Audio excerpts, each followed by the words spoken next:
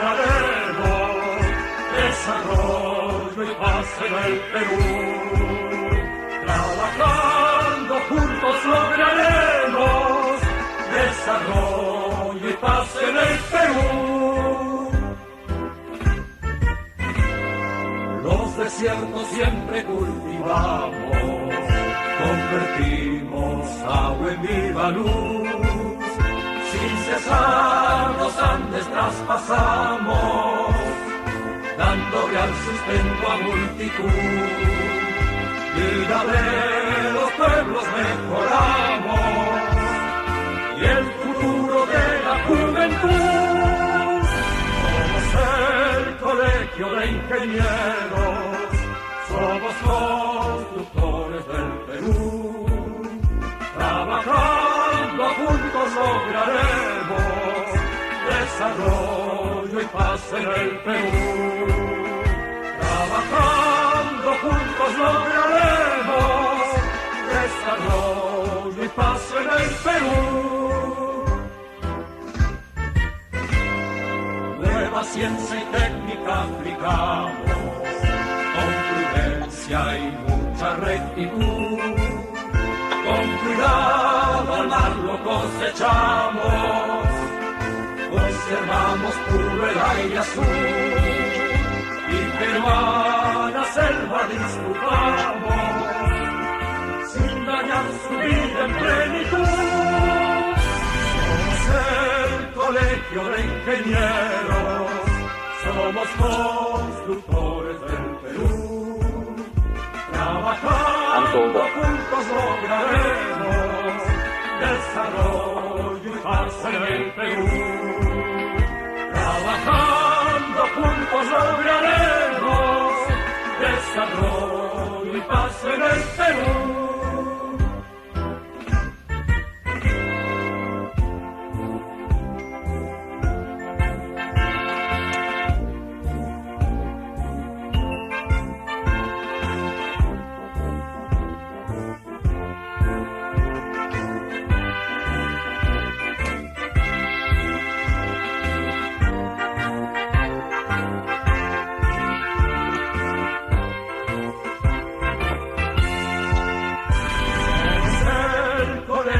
Ingenieros, somos constructores del Perú. Trabajando juntos lograremos desarrollo y paz en el Perú. Trabajando juntos lograremos desarrollo y paz en el Perú. Trabajando juntos lograremos desarrollo y paz en el Perú.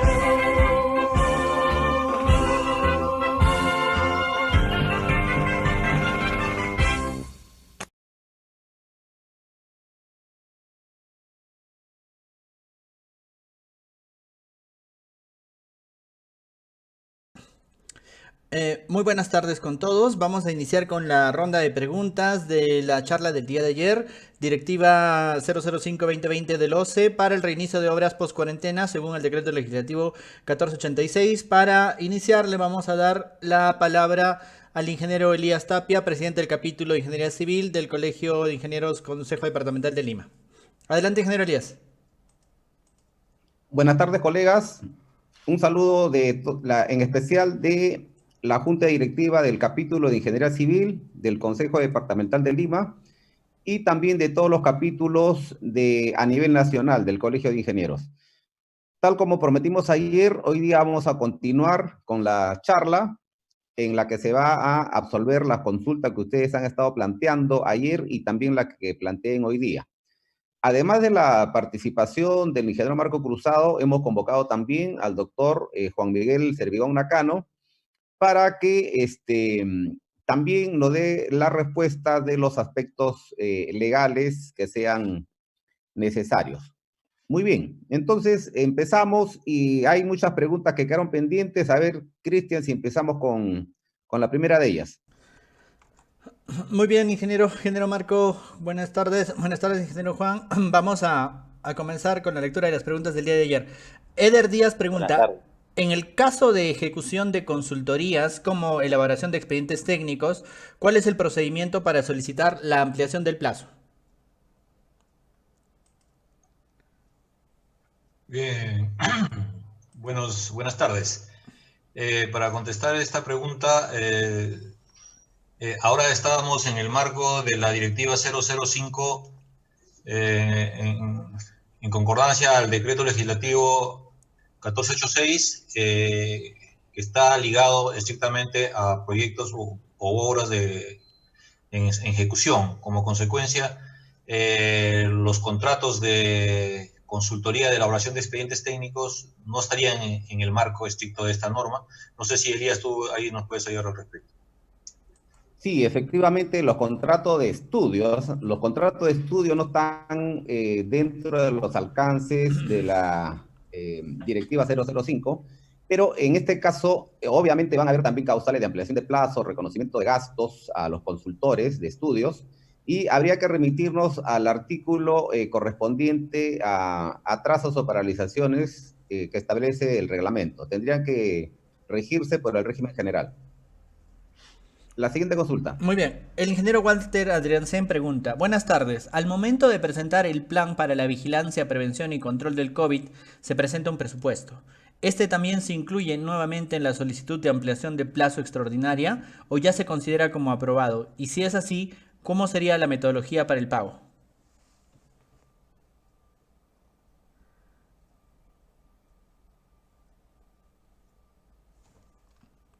Ingeniero Marco. Ingeniero Marco, su micrófono. Ahora sí, Sí, ahora ¿no? sí. Ajá. Bien, decía que cuando se presenta la ampliación de plazo, se presentan una serie de documentos, entre ellos la cuantificación de la ampliación de plazo, los cronogramas, etcétera, ¿no? Y luego vamos, la directiva en su numeral 7 establece que la solicitud de ampliación excepcional que presentará el ejecutor de obra debe cuantificar los costos directos cuando corresponda y gastos generales variables en que se haya incurrido o que se hayan devengado durante el periodo en la obra se encontró paralizada debido a la declaratoria de emergencia. Esto lo estoy comentando porque hay varias preguntas que hacían el día de ayer relacionadas. ¿Qué diferencia hay entre el numeral 723, que es el que les acabo de leer, que en la ampliación de plazo que nosotros vamos a presentar excepcional en este caso, se debe cuantificar estos costos directos, pero ellos están relacionados, y gastos generales relacionados a la paralización debido a la declaratoria de estado de emergencia, ¿no? En cambio, el numeral 7.4, que habla que debemos, sobre la evaluación y pronunciamiento respecto a los conceptos y costos que significaría ejecutar la obra bajo la implementación de las medidas, o sea, uno es el tema de la cuarentena y otro es ejecutar la obra bajo los efectos de este plan, ¿no?, para evitar el contagio del COVID, ¿no? Y en el numeral 741 dice: en un plazo máximo de 30 días calendarios de aprobada la solicitud de ampliación del plazo excepcional, ejecutor de obra debe presentar la cuantificación de aquellos costos directos y gastos generales que implique ejecutar la obra bajo nuevos plazos de ejecución y por la implementación de las medidas para prevención y control, ¿cierto? Entonces, son dos cosas diferentes. La cuantificación con respecto a la paralización por la inmovilización social se lo tiene que presentar con la ampliación de plazo, y los demás costos serán presentados, como dice la directiva, 30 días como máximo después de haber sido aprobada la ampliación de plazo. Muy bien. El ingeniero Walter Andriansen pregunta, ¿no? Saludos, dice: la consulta: se debió de entregar el acta de recepción en los plazos de cuarentena y luego la liquidación de la obra. También se venció la fianza de fiel cumplimiento. ¿Qué acciones estipula el reglamento? Bien, esta directiva y este decreto legislativo 1486 ha sido prevista para obras en ejecución. Se entiende que esta obra que menciona el ingeniero ya está en la fase de recepción de obra. Como consecuencia, se ha culminado la ejecución de la misma, en la cual tendrá que someterse a los procedimientos establecidos en la ley de contrataciones y su reglamento cuando el contratista está imposibilitado de entregar la obra por causas no imputables a él. Muy bien, dice, bueno, dice, eso quiere decir que tenemos, bueno, es una pregunta del día de ayer, ¿no? Un comentario del día de ayer. Dice, eso quiere decir que tenemos 15 días calendarios para presentar los cronogramas, más no la cuantificación de los mismos. Para ellos son 30 días calendarios después de la aprobación de la ampliación. Creo que tiene que ver con otra pregunta, ¿no? Bien, eso ya le contestaba en la primera, es la confusión que hay entre los costos, la cuantificación de costos con respecto al tema de la inmovilización social que está relacionado con la cuarentena, y otros son los costos para ejecutar la obra bajo los criterios o las condiciones ahora nuevas con respecto al coronavirus, ¿no? Entonces, no sé si me permiten hacer algunos comentarios de algunas consultas que yo he ido recibiendo en el transcurso de entre ayer y hoy día, mi correo electrónico, para hacer un poco más, más ágil este tema. Me preguntaban, por ejemplo, una obra con intervención económica, ¿se puede utilizar el decreto legislativo 1486 y la directiva 005? Es importante, ¿no es cierto? Es una obra que está en intervención económica o por alguna razón, debe ser por haber alcanzado la máxima penalidad por mora, por atraso en obra o por alguna otra razón que está tipificado en el reglamento. Sin embargo, la directiva y el propio decreto legislativo sí estipula que estas obras bajo esta condición tienen que someterse a los procedimientos establecidos en ese decreto legislativo y en esta directiva que estamos leyendo. Otra de las preguntas que me hacían al correo o también en las redes sociales, me decían si una consultoría de obra en elaboración de expedientes técnicos se usaba esta directiva. Yo le decía que no se usa esta directiva, como ya le hemos precisado. Nos preguntaban también si la ampliación de plazo se entrega directamente a la entidad o a la supervisión. Ya hemos dicho que de acuerdo a ambas normas, la entrega de la ampliación de plazo, ¿no?, en los 15 días después de haber concluido la cuarentena o de la IO, ¿no?, dice de la autorización de reinicio por parte de la entidad, se tiene que hacer a la entidad, no a la supervisión. Sin perjuicio de ello, yo creo que la supervisión juega un papel fundamental en estos temas, porque las entidades van a tener muchos documentos si tienen varias obras, y como consecuencia van a tener que trabajar en forma coordinada con la supervisión para poder tener una evaluación competente, dado que no olvidemos que si en el plazo que tiene de 15 días la entidad no se pronuncia sobre lo presentado por el contratista, esto quedaría tal cual lo ha presentado en su oportunidad, ¿no es cierto? Otra pregunta me hacían, las obras que se encontraban en suspensión de plazo de ejecución antes de iniciar el periodo de cuarentena, ¿se podría modificar algún aspecto de los acuerdos que habían tomado en esta suspensión? Y la respuesta es que sí, porque el decreto legislativo 1486 establece que también estas obras que estaban en suspensión de plazo de ejecución podrían renegociar el tema de las condiciones, dado que las condiciones de la cuarentena y del COVID, o los efectos del COVID-19 son diferentes y no estaban puestas en el contrato inicial. Si la obra está en firma de contrato, esta seguirá por otro, o sea, todavía no se había firmado el contrato. En ese sentido, si la obra no ha firmado el contrato, esta norma no se regula o no regula las condiciones para la cual, o para esta condición especial de una obra que está con la buena pro consentida y está por firmar el contrato, ¿no? Estas son para obras en ejecución. Ha sacado también una norma para aquellas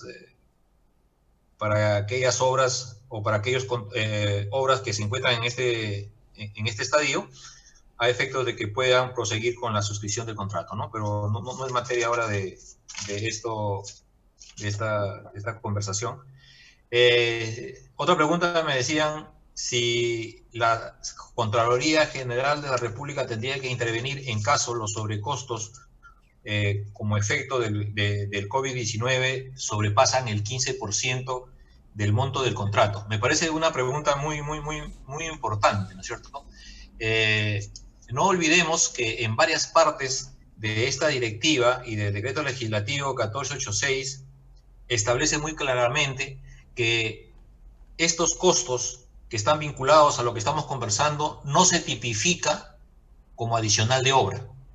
Como consecuencia, no es necesario, si sobrepasa el 15% por este efecto efecto económico que van a tener las obras, no es necesario mandar a la Contraloría porque es 15% de adicionales de obra. Eso es lo que dice el reglamento. Cuando se le pasa el 15% de adicionales de obra, tiene que pronunciarse obligatoriamente la Contraloría General de la República. Sin prejuicio de ello, la Contraloría General de la República tiene sus controles recurrentes, que son los controles simultáneos durante el proceso de ejecución, o sus controles post-ejecución de los proyectos. En todo caso, sí es importante que la Contraloría General de la República, mediante estos controles simultáneos, haga las verificaciones que correspondan, sin que esto signifique vinculación con ellos para que puedan dar una opinión si se aprueba o no estos nuevos costos que están involucrados en ello, ¿no? Entonces, otra pregunta importante que me decían que si este nuevo plazo de la cuarentena pasa a ser parte del cronograma de ejecución de obra. Obviamente, si yo estoy presentando un plan, perdón, estoy presentando una ampliación de plazo excepcional en este caso, y adicionalmente, entre otras cosas, me piden mi cronograma de ejecución de obra, mi programación y todos los documentos del calendario, el cronograma de adquisición de materiales y todo lo demás, se entiende que este plazo que ha estado en la obra en paralización forma parte del plazo del contrato de obra, ¿no? Estas son algunas de las... otra pregunta que me preguntaban importante es que si el plan de vigilancia que se presenta conjuntamente con la ampliación de plazo, sí, hemos dicho que sí, porque cuando presentamos la ampliación de plazo, presentamos nuevos cronogramas, el programa de ejecución, el calendario, nuevos calendarios, el plan de seguridad y salud, tenemos que presentarlo obligatoriamente a la presentación del plan de la ampliación, de la solicitud de ampliación de plazo extraordinario. Muy bien. No sé si tienen algunas otras preguntas para poder ir. Yo también voy a comenzar a ver mi celular para ver si encuentro algunas otras. Vamos con... Sí, tenemos una consulta legal. Ayer quedó pendiente un tema relacionado con la ocurrencia que... relacionado con alguna exigencia de algunos gobiernos locales que pretenden establecer una cuarentena al personal obrero, técnico e ingenieros que vienen de otros lugares, ¿no? Por ejemplo, si una obra ya tiene que reiniciarse la próxima semana, entonces algunas municipalidades estarían exigiendo que al personal que llega de otros lugares haga una cuarentena de 14 días. Entonces, para ver la legalidad de estas actuaciones, tenemos acá al doctor Juan Manuel Servigón Nakano, que nos va a absolver esta inquietud. Adelante, doctor. Muy buenas tardes, ingeniero. Buenas tardes a todos los miembros del rubro de la ingeniería que están bastante informados, bastante atentos al devenir de todas estas normativas que se han ido dando con ocasión de declaratoria del estado de emergencia el pasado mes de marzo. Bueno, respecto al tema que nos consultan, ingeniero, hay un tema que resulta fundamental y que es justamente lo que supone la implementación de un estado de emergencia, ¿no? El devenir de los días ha ido de que nos vayamos familiarizando, acostumbrando o tomando como algo normal esta declaratoria de estado de emergencia. Sin embargo, a la luz del análisis constitucional, ello supone un tema de excepcionalidad. Es decir, para que se declare una situación como estado de emergencia, tienen que darse una serie de circunstancias, entre ellas básicamente la que hemos afrontado o venimos afrontando como es una pandemia. Entonces, el artículo 137 de la Constitución Política establece que solamente el presidente de la República, con acuerdo del Consejo de Ministros, en su inciso primero, puede decretar un estado de emergencia. Incluso le pone un límite que no puede exceder de 60 días, lo cual obviamente a la luz del decreto supremo 044-2020, con el cual se dispuso la inmovilización social obligatoria, se ha ido prorrogando este decreto supremo a través de la dación de una serie de normativas, el decreto supremo 051, el 064, el 075-2020, la cual en teoría estaba culminando el 24 del presente mes, y a la luz del discurso que viene dando en estos minutos el presidente, se estaría prorrogando el estado de emergencia hasta el 30 de junio. Entonces, este tipo de situación excepcional que nuestra Constitución política prevé, incluso en casos de guerra, de desastre natural, y obviamente se incorpora también el tema de la pandemia, no puede suplirse a través de una ordenanza municipal. Esto es, si el presidente de la República, con acuerdo del Consejo de Ministros, prevé un determinado estado de emergencia y a través de un decreto supremo se establece la reanudación de determinadas actividades económicas que tengan que darse de forma gradual o progresiva, si la entidad cumple los protocolos, en el caso de las obras específicamente, que es lo que atañe e interesa al Colegio de Ingenieros, para el caso de obras, si se establecen determinados protocolos para cada personal antes de que se reinicie una actividad, pongamos un ejemplo, el que tengan que pasar las pruebas de descarte del COVID-19,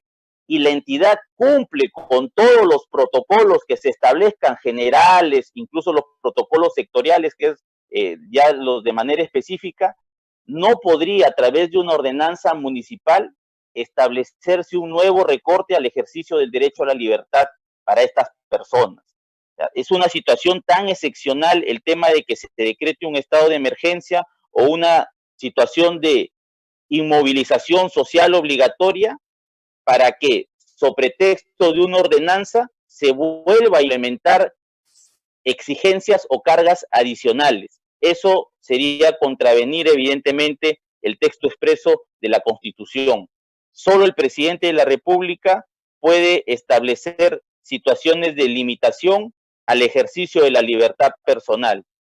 Y esta libertad personal, definitivamente, si a través de otro decreto supremo se ha implementado la aprobación para que se reanuden ciertas actividades económicas de forma gradual, de forma progresiva, y obviamente siempre con el matiz de que el impacto en la economía sea el menor y que se den una serie de medidas para que la inversión pública siga siendo ese instrumento de principal importancia en la economía peruana y se viabilicen distintos mecanismos para mejorar y optimizar la ejecución de las inversiones. Definitivamente que las autoridades municipales, a través de asesoría legal, deben evaluar con bastante acuciosidad el tema de la emisión de estas ordenanzas. Porque si ya venimos a ejecutar esas actividades laborales a nuestro centro de trabajo, no nos pueden pues someter a un nuevo estado de aislamiento si ya cumplimos con los protocolos que establece el Ministerio de Salud, ¿no? Perfecto, doctor. Entonces, eso, ingeniero, permítame terminar la idea, generaría que básicamente se puedan emprender acciones constitucionales como un habeas corpus, ¿no? Porque sería limitar el ejercicio de un derecho tan fundamental como la libertad, incluso vinculado al tema, obviamente, de que se desee ejercer el normal derecho al trabajo.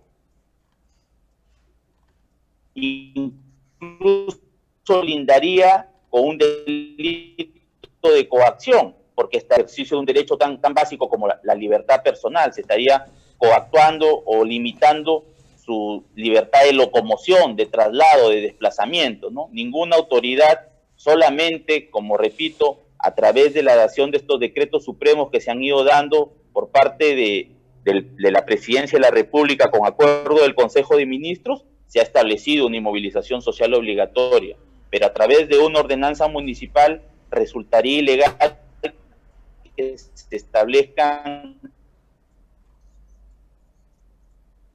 adicionalmente inmovilizaciones o...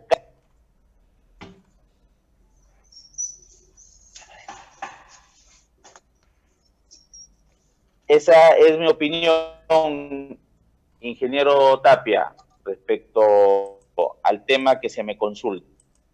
Perfecto, doctor. Entonces, queda claro, colegas, que si algún alcalde pretende dar ordenanzas y pretende impedirle el reinicio de las obras, está cometiendo un delito, en la que el mismo Estado, doctor, como estas son obras públicas, ¿de acuerdo? El mismo Estado podría iniciar acciones judiciales contra estos alcaldes, ¿cierto?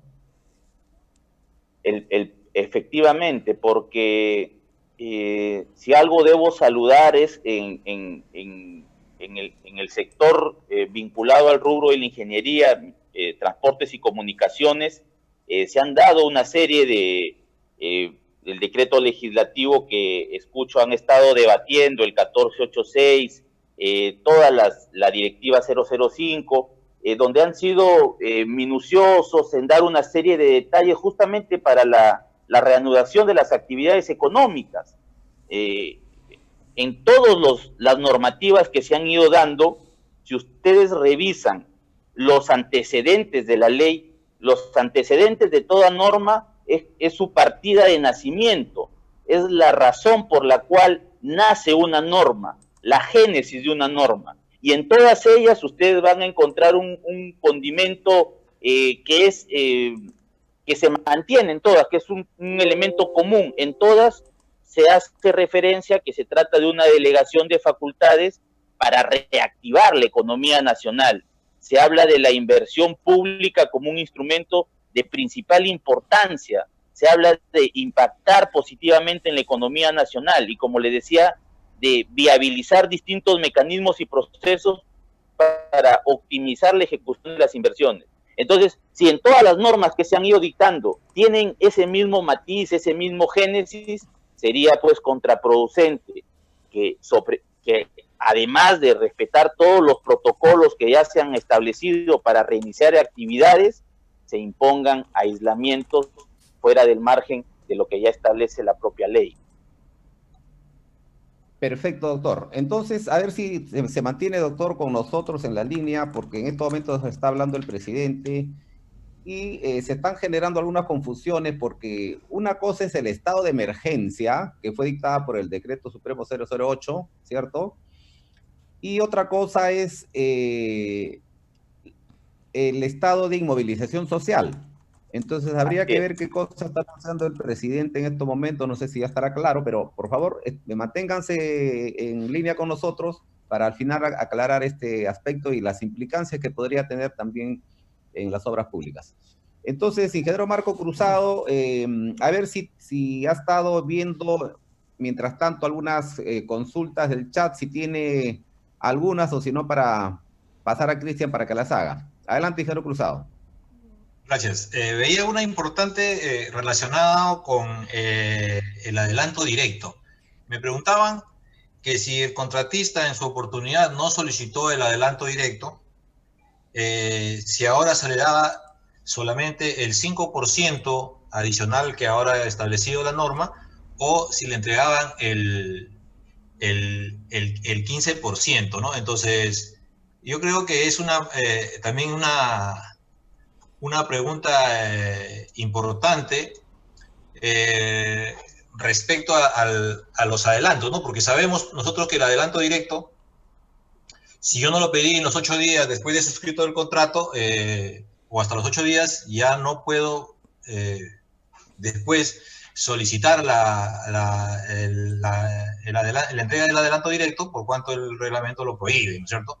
Pero sin embargo, la peculiaridad que tiene este decreto legislativo 1486 con respecto a los adelantos directos y materiales sin hacer distinción, indica lo siguiente, ¿no es cierto? A solicitud del ejecutor de obra, la entidad otorga adelantos directos hasta el 15% del monto original y adelantos para materiales hasta el 25% del contrato original. Y se pone en los siguientes casos. Dice, contratos donde no se hubiera previsto la entrega de adelantos. O sea, inclusive en aquellos contratos donde las bases integradas no preveían entrega de contratos de adelantos ni directos ni materiales, el contratista ahora puede solicitar los adelantos hasta el 15 y hasta el 25%, dependiendo obviamente del adelanto de materiales de cuánto avanzado esté su obra, ¿no es cierto? Y a su calendario de adquisición de materiales. También dice que puede solicitar aquellos contratos donde aún no se hubiera entregado los adelantos. Entonces, si yo está hablando de ambos adelantos, no está hablando solamente de materiales, ¿no? Entonces, se entiende, si yo como contratista no solicité en su oportunidad el adelanto directo, ahora lo puedo solicitar inclusive hasta el 15%. Obviamente, ambos adelantos cumpliendo con las garantías que corresponde, que está previsto en la normativa, ¿no? También dice contratos donde ya se hubiera entregado estos adelantos, en este caso se otorga la diferencia hasta alcanzar los porcentajes indicados precedentemente. Entonces queda claro que el contratista que no solicitó el adelanto directo en su oportunidad en su obra, ahora tiene la oportunidad de hacerlo, inclusive hasta el 15%. Ahora sí seguimos con las preguntas, Elías. Sí, adelante, Cristian. Muy bien, tenemos muchísimas consultas.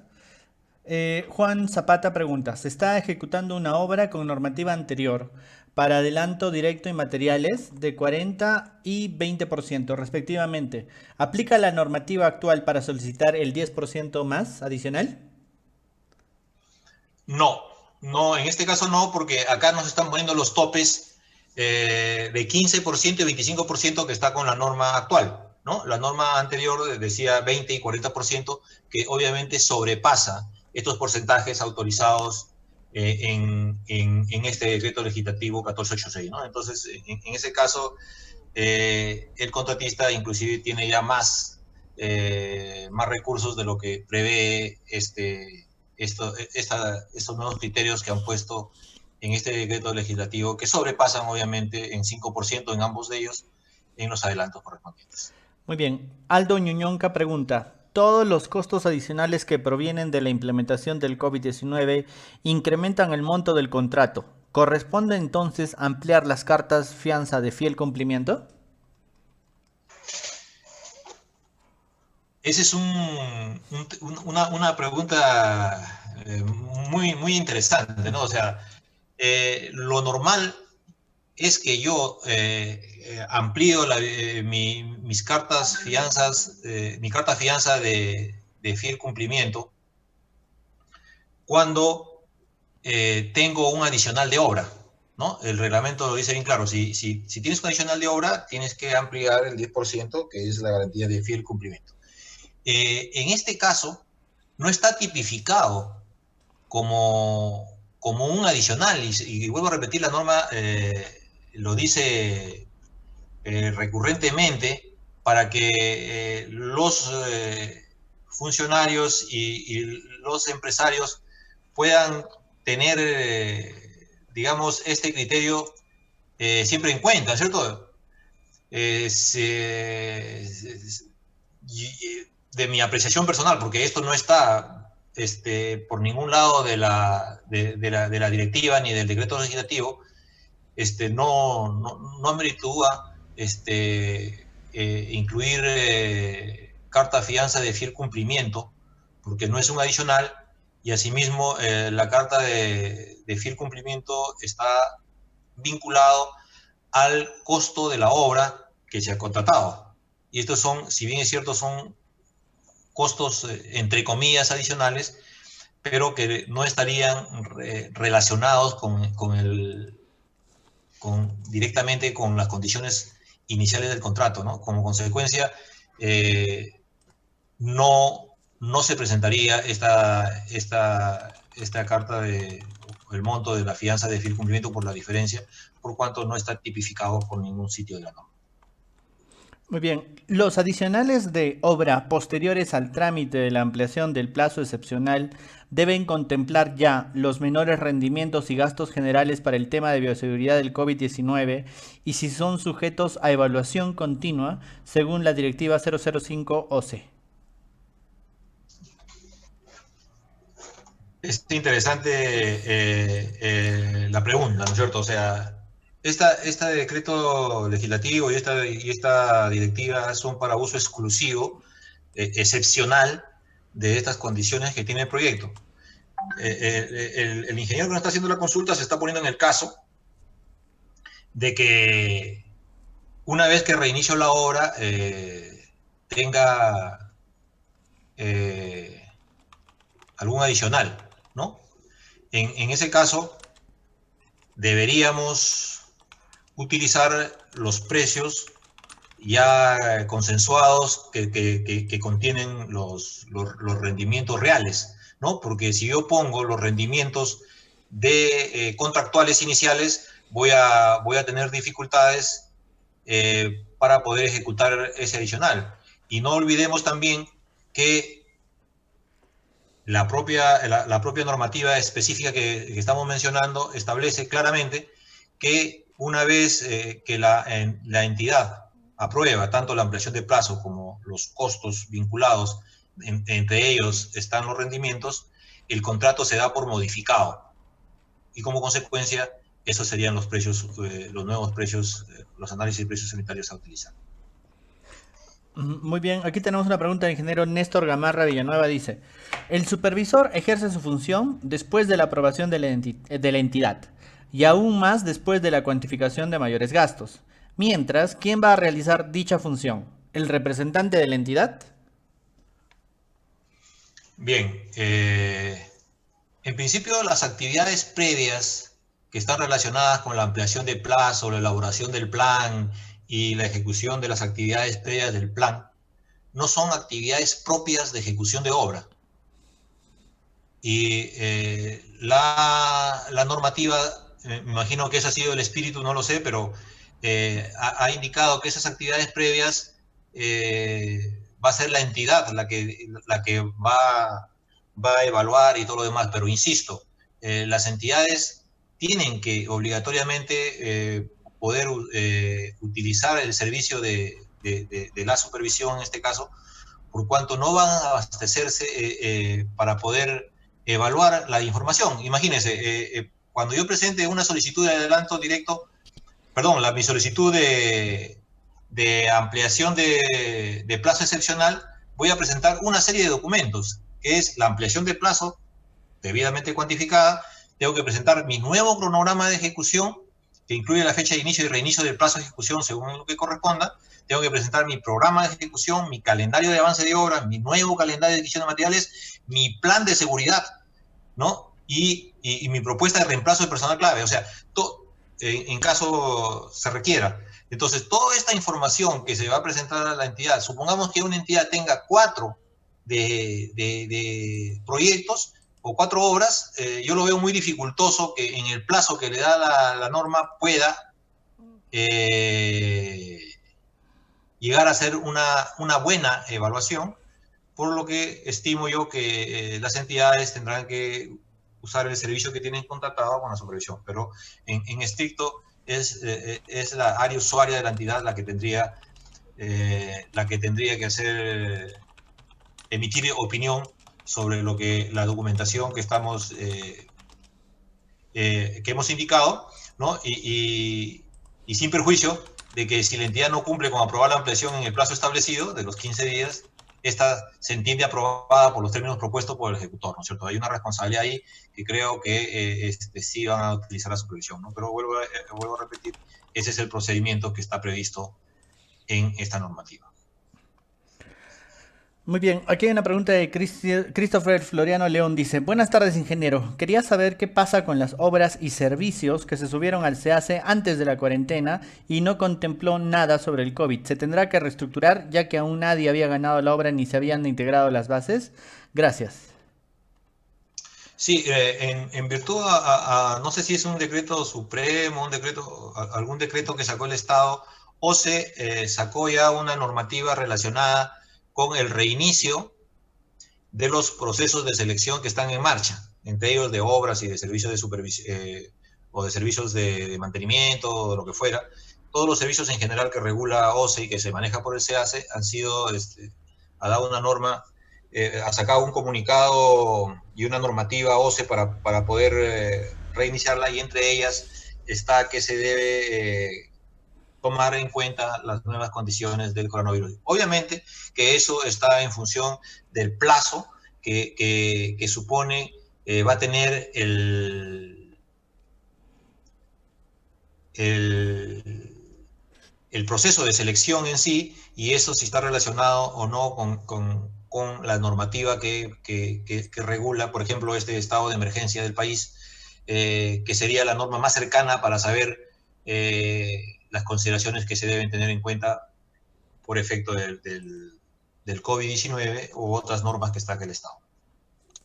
Muy bien. Claro, para complementar lo dicho por el ingeniero Cruzado, efectivamente, el Decreto Supremo 103-2020-F, en su artículo tercero, efectivamente considera que para los procedimientos de selección que están en trámite se deberá retrotraer, ¿ya?, a la etapa respectiva para que se puedan incluir todos estos gastos que implicaría la implementación de los protocolos. Adelante, Cristian. Muy bien, una facilita, Inge. Miguel Tejada pregunta, ¿se pueden reiniciar obras que no contempla la lista de obras del Ministerio de Vivienda? Bueno, de acuerdo a la normativa vigente, es un tema que tiene que estar muy claro, por cuanto normalmente, de acuerdo como vuelvo a repetir, a esta norma que la regula, indica, no la del decreto legislativo ni la directiva, sino otras normas indican que tiene que estar pues en una relación de los sectores, ¿no? Ahora, inicialmente se está hablando solamente de los proyectos de los sectores, ¿no? Y ahora en el peruano se publicó una norma en la cual autorizan a ejecución de obras de reconstrucción con cambios. Sin embargo, todavía no hemos tocado el tema de la ejecución de obras de los gobiernos subnacionales, como son los gobiernos regionales y gobiernos locales, ¿no? No sé si Elías, tú puedes complementar con este tema. Sí, al respecto, en el decreto que considera la reactivación, considera en 4 fases, y hay que tener en cuenta lo siguiente, ¿ya? En la primera fase, tanto vivienda como transportes dan la relación de obras, ¿está bien? Pero en el caso de obras de infraestructura de irrigación, hablan en general. Entonces, se entiende que en este caso las entidades del gobierno central que manejan las obras de irrigación, como los gobiernos regionales y gobiernos locales que tengan obras de irrigación, están expeditos para reiniciarlos en la primera fase, teniendo en cuenta también los criterios de focalización, ¿ya? Ojo, cuando el Ministerio de Vivienda expide las resoluciones 087, 088 y 089, establece, entre otros, el criterio de focalización. Es decir, por ejemplo, en Loreto no podría iniciarse ninguna obra, ¿no? En Loreto, en algunos departamentos del norte del país, por lo que en esos casos el tema de las infecciones están muy avanzadas y están desbordando los hospitales. Entonces, solamente es ese criterio el que hay que considerar, pero las obras de irrigación, así como las obras de educación y salud, también están incluidos en la primera fase, tanto del gobierno central como de los gobiernos locales y los gobiernos regionales. Lo único que tienen que hacer es empezar a pedir la aprobación de sus protocolos respectivos. Bien, aparte, antes de seguir con las consultas, que teníamos una consulta con Marco Cruzado, teníamos una inquietud que el doctor Servigón nos puede absolver, ¿ya? Es un tema muy delicado, que es el artículo 7.1.4 de la Directiva 005-2020 del OCE. Según este artículo, dice que una vez cumplidos los requisitos previstos por las normas sectoriales para la reanudación de actividades y con la aprobación de la solicitud de ampliación de plazo excepcional, ¿ya? El contrato se tendrá por modificado y el ejecutor deberá efectuar las actividades de removilización y adecuaciones o adaptaciones a efecto de proceder con la ejecución de la obra. Entonces, viéndolo literalmente, un contratista que ya tenga aprobados sus protocolos, de acuerdo, de seguridad, no podría reiniciar la obra después del 25, pese a estar en la fase 1, porque tendría que necesariamente contarse con la aprobación de la solicitud de ampliación de plazo excepcional. Entonces, este punto quisiera que nos aclare el doctor Servigón. Adelante, doctor. Buenas, ingeniero.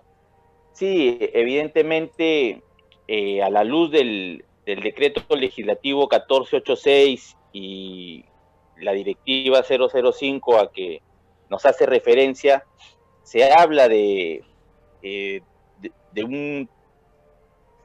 la aprobación que tiene que esperarse por parte de la entidad. Concretamente dice, una vez cumplidos los requisitos previstos por las normas sectoriales para la reanudación de actividades y con la aprobación de la solicitud de ampliación excepcional, el contrato se tendrá por modificado y el ejecutor de obra deberá efectuar las actividades de removilización y adecuaciones o adaptaciones de los ambientes de trabajo que sean necesarios a efecto de proceder con la ejecución de la obra.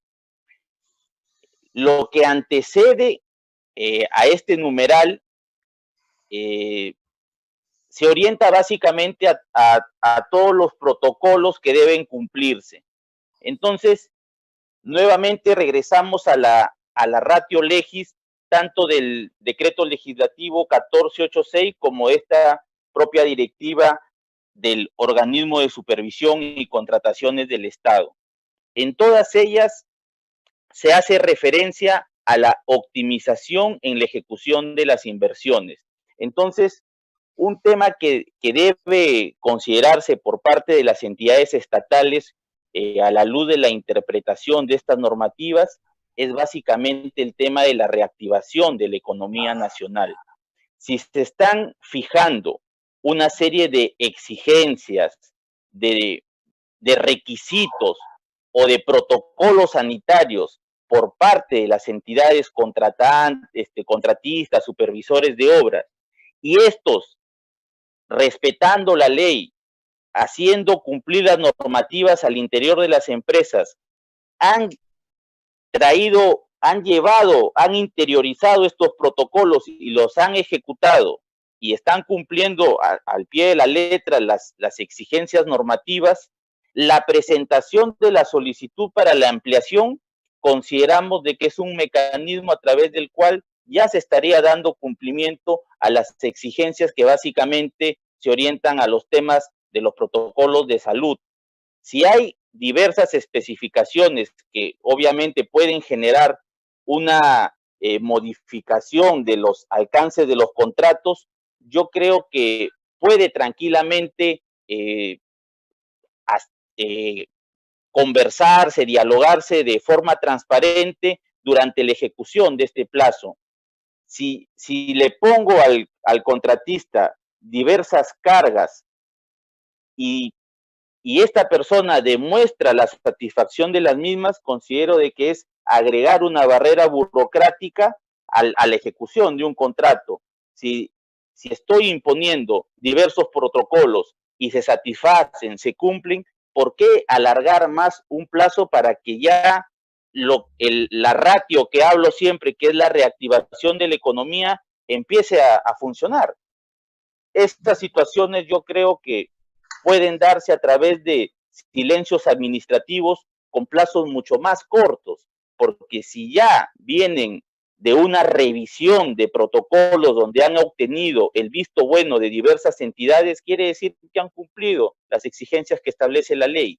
¿Por qué cumplir mayores exigencias de plazo o mayores barreras burocráticas si lo que se quiere es la reactivación, la agilización de estos instrumentos como es la inversión pública con mayor dinámica, ¿no? Claro, doctor. En todo caso, es ya potestad del contratista, ¿no? Porque el contratista podría decir, no, ¿sabes qué? Aquí el artículo 7.14 dice que primero tiene que tener la aprobación de la ampliación de plazo. Si el contratista Correcto. alega eso, perfecto, está en su derecho. Pero si el contratista dice, yo quiero empezar a trabajar, no importa, después me aprueban. Así Entonces, es. bajo el análisis de las todas normas complementarias que usted manifiesta, esto es perfectamente legal. Y a su vez, las entidades, los funcionarios no estarían cometiendo ningún ilícito porque en el reglamento de contrataciones tenemos ahora la concepción de la gestión por resultados, ¿cierto? Entonces, no se Correcto. estaría afectando los principios fundamentales de las contrataciones, por lo que invocamos, si los contratistas ya tienen aprobados sus protocolos, están en la primera fase de la reactivación y quieren empezar, entonces tienen el mecanismo legal para empezar y los funcionarios no deberían oponerse a ese inicio. ¿De acuerdo? Los funcionarios no deberían ya ponerse más papista que el Papa y decir, no, primero déjame que te apruebe. Perfecto, doctor. Muchas gracias por su aclaración y todavía quisiera que se mantenga en línea porque todavía está, no sé si ya se habrá definido lo de la ampliación, porque una cosa es la ampliación del estado de emergencia y otra cosa es la ampliación de la inmovilización social. ¿Ya estará claro, doctor, según lo que habla el presidente? Ha tenido que el presidente hacer una segunda lectura de la norma y lo que se establece es la ampliación efectivamente también de la cuarentena con algunas limitaciones, con algunas flexibilizaciones, básicamente en temas de comercio y determinadas disposiciones que ha dictado, pero supondría también una ampliación del estado de emergencia de la mano de la cuarentena o el aislamiento social obligatorio, ¿no? Con determinadas flexibilizaciones básicamente en los temas de horarios, ¿no? Ya, perfecto. Pero digamos, bueno, como estamos acá en directo, no hemos podido ver en precisión lo que ha dicho el presidente. ¿Eso es, digamos, una cuarentena general, es opcional, es regional? La ha sectorizado, ingeniero, sino que como hemos estado también conectados a través de este medio, ha sido un poco difícil escuchar a plenitud el mensaje.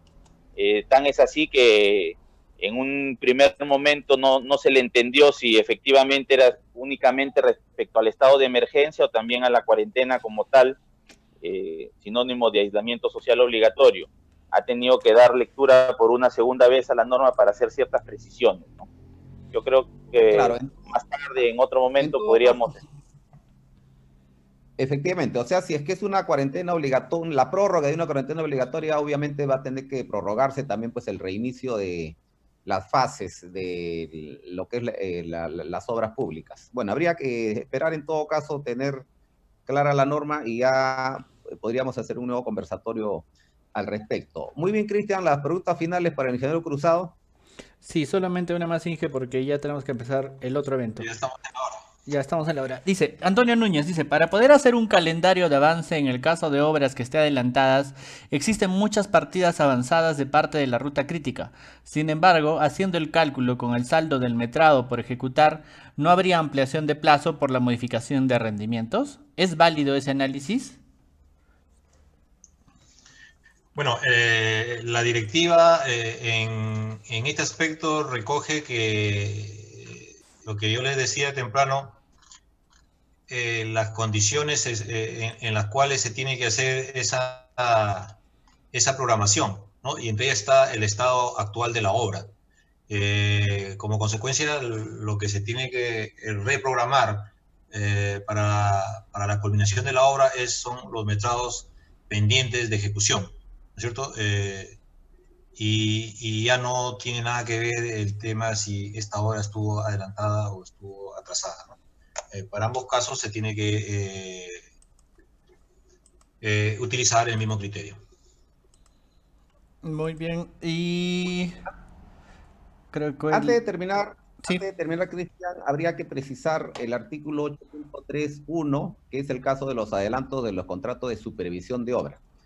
Para las obras ha quedado claro que los adelantos directos se pueden pedir hasta el 15% y por materiales hasta el 25%, ¿no? Sin embargo, el decreto legislativo 1481 y la directiva 005-2020 del OCE establecen también que hay adelantos para el supervisor, pero no dicen el monto, ¿no? Entonces, sobre este punto hay dos interpretaciones, ¿no? Una que dicen, si del contratista se le está dando el 15% más el 25%, o sea, en total un 40%, y los adelantos de la supervisión son hasta el 30%, entonces algunos dicen, entonces corresponde un 10% adicional de adelanto para los contratos de supervisión, ¿no? Y la otra interpretación es que si el adelanto directo para los contratistas se ha incrementado en un 5%, entonces el adelanto directo de la supervisión también debería incrementarse un 5%. Entonces, en este caso, la interpretación correcta es la segunda, ¿no? Porque claramente se está estableciendo un 5% más para el adelanto directo y un 5% más para el adelanto por materiales. En el caso de los contratos de supervisión de obra no hay adelanto por materiales. Por lo tanto, el monto que corresponde diferencial es del 5%.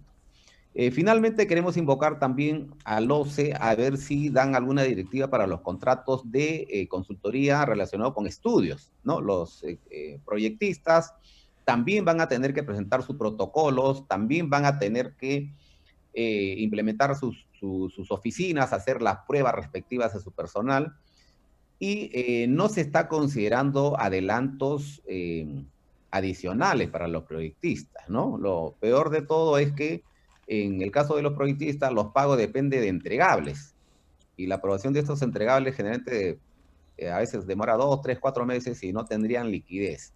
Entonces, a ver si el OCE da alguna directiva también para considerar estos adelantos adicionales para los proyectistas. Muy bien, el ingeniero Marco Cruzado, muchas gracias por su apoyo, como siempre. Igualmente, doctor Juan Miguel Servigón, siempre muy expeditivo con nosotros, con el Colegio de Ingenieros. A todo el público les agradecemos su audiencia el día de hoy, y a su vez los invitamos para dentro de 5 minutos. Tenemos una mesa redonda importante respecto a la problemática de la ejecución de los estudios definitivos. Vamos a analizar qué problemas hay, qué soluciones se pueden plantear para poder optimizar y acelerar la ejecución de las inversiones en obras públicas. Bien, colegas, nos encontramos en 5 minutos.